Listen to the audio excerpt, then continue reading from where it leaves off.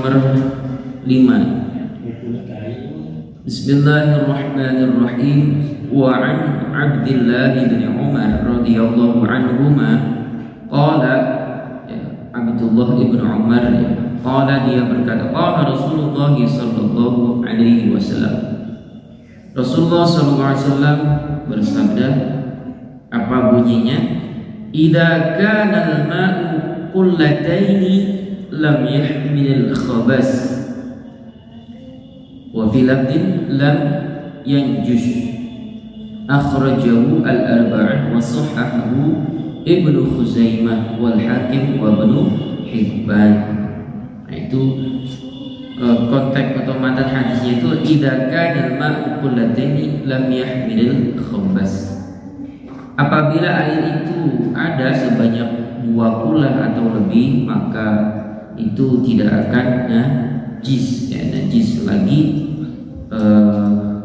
hanya kotoran sedikit yang kalau kotorannya banyak mah kita perlu mempertimbangkan. Maksudnya begini Pak, air 2 kula itu ukurannya 60 cm kali 60 cm 60 cm minimal, jadi kurang lebih 216 liter. Nah, kita bak yang di toko besi itu berapa liter Pak? Ada bak yang kecil itu kotak itu kayaknya nggak ada Pak, 216 Pak, paling juga 150-an itu. Nah itu teh bak kecil ya, bak fiber itu kurang dari 2 kula. Makanya mensiasatinya ya torennya harus banyak airnya, jadi airnya mengalir terus, terutama buat mandi junub gitu.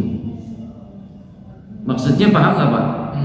Nah, jadi kalau air yang kurang dari 2 kula begitu kena najis, nah itu najis semuanya itu, najisnya banyak gitu. Apalagi kalau buat wudu kobok-kobok itu nggak boleh kalau airnya kurang dari 2 kula. Tapi kalau airnya lebih dari 2 kula, biasanya kalau di musola kampung gitu, masjid-masjid yang di desa-desa itu masih menggunakan bak yang besar sekali, airnya 2 kula.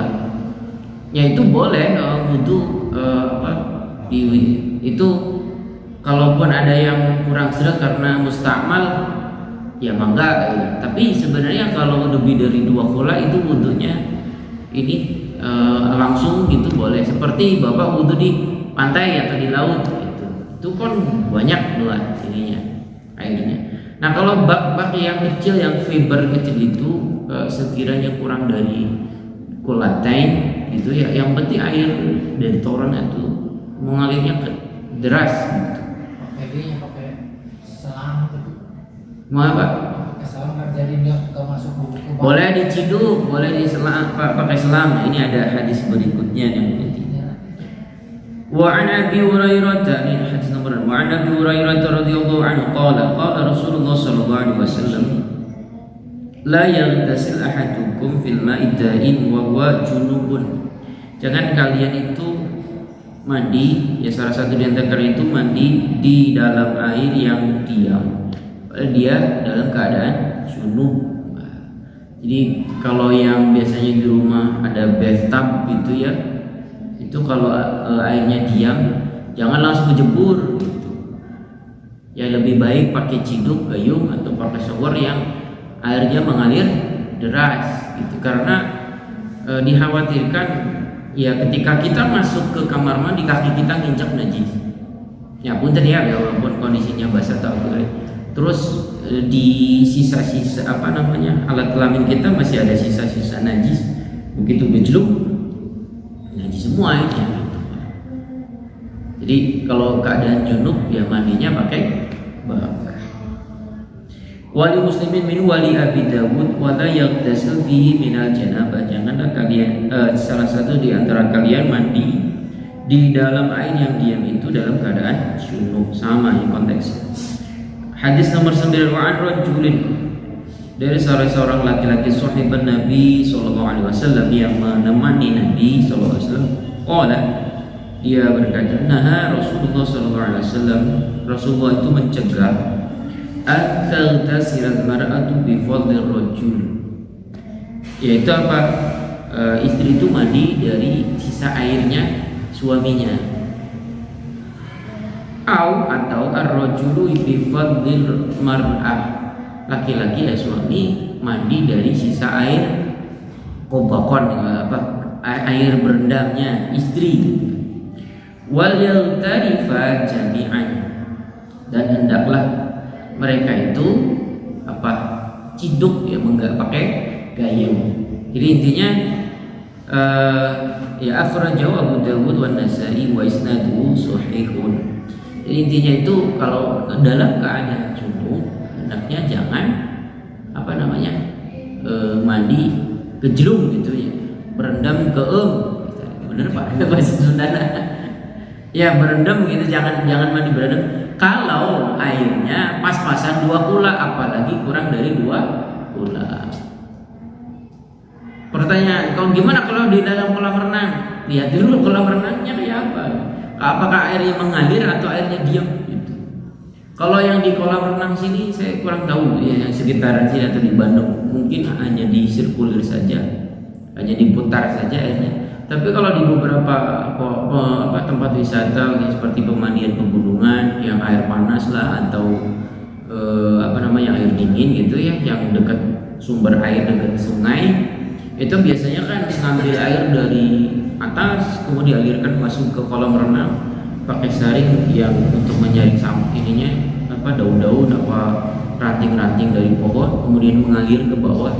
Nah itu kan air itu mengalir terus Pak. Nah itu nggak apa-apa. Tapi kalau yang pada umumnya kolam renang seperti di sini yang hanya memutar air, ya itu walaupun airnya banyak, itu kurang lebih dari 2 kula, dikhawatirkan ya ketika ramai itu banyak yang buang sembarangan ya gitu, banyak yang buang sembarangan. Ngumpul ke rumah mandi kayak gitu. Ya, biasanya hoyong. Jadi cuek aja belum kayak gitu. Itu kalau semuanya waduh bahaya. Gitu Pak. Ya, jadi kembali ke sini, istri itu nggak boleh mandi dari sisa bekas rendaman suami atau sebaliknya. Yang penting pakai gayung ya. Nomor 10, wa an Ibnu Abbas radhiyallahu anhu anna Nabi sallallahu alaihi wasallam kana yaghtasilu bi fadli Maimunah radhiyallahu anha, akhrajahu Muslim. Ini yang kadang saya waktu ngaji Bulughul Maram itu bingung Pak. Satu sisi sebelumnya topiknya itu Nabi mencegah istri itu nggak boleh mandi dari sisa sisa suaminya dan sebaliknya. Tapi begitu nomor 10 ini, karena yang tasiru bi fadli Maimunah radhiyallahu anha, Rasulullah itu mandi dari sisa airnya Maimunah. Maimunah itu istrinya, dan ini akhrajahu Muslim, yang meriwayatkan Imam Muslim. Maksudnya ini bukan dalam keadaan junub. Wali ashabi sunnah irtasala ba'du azwajin Nabi sallallahu alaihi wasallam ya. Nabi sallallahu alaihi wasallam itu mandi dari sisa air istri yang sudah dipakai istrinya, fi jafnatin, dalam wadah yang besar. Nah ini kan konteksnya wadah yang besar. Yang faja'a yaghtasilu minha, kemudian Nabi itu mandi dari sisanya yang dipakai istrinya, yaitu Maimunah. Faqalat inni kuntu junuban, Maimunah itu berkata, aku ini sedang junub, keadaan junub. Faqalat innal ma'a la yujnibu, air itu enggak junub. Maksudnya karena wadahnya besar, airnya lebih dari 2 kula, 2 kula tank jadi seperti itu. Wasahahu at-Tirmidzi wa Ibnu Khuzaimah.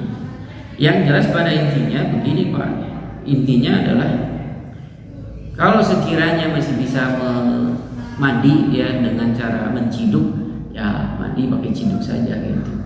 Kalau mandinya bukan alasan untuk junub, ya mah nggak apa-apa gitu. Kemudian hadis ini juga menunjukkan pun terima tanpa bermaksud vulgar bolehnya suami dan istri mandi bersama. Paham Pak? Ya ini kan Nabi mendekati Maimunah. Oh aku lagi ini terus nggak apa-apa gitu kata Nabi. Beres Pak?